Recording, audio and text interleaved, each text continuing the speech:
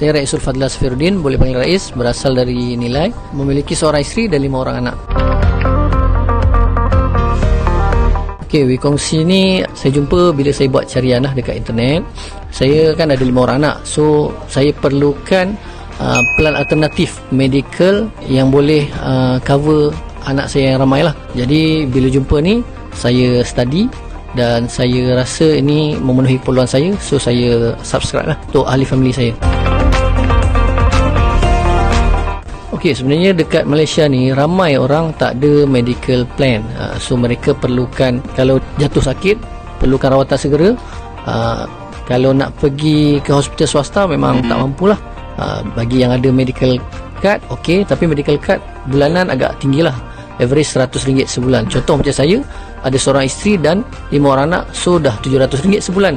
Mahal tu, RM700. Kalau kita beli rumah, RM700 tu kalau kita boleh bayar rumah harga RM150,000 sebulan. Ataupun kalau kereta, kita boleh dapat kereta SUV dengan RM700 sebulan. Tapi kalau untuk medical card, untuk satu family RM700 agak membebankan lah.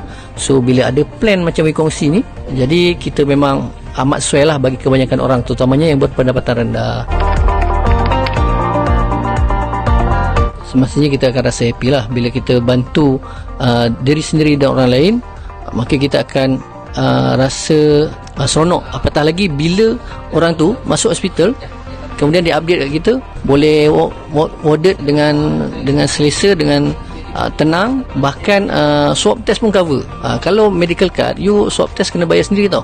Tapi WeKongsi semua cover dengan GL. Jadi bila dia orang discharge, dia update, bagi tahu, memang kita rasa happy lah, sebab kita dah bagi jalan penyelesaian yang baik bagi mereka. WeKongsi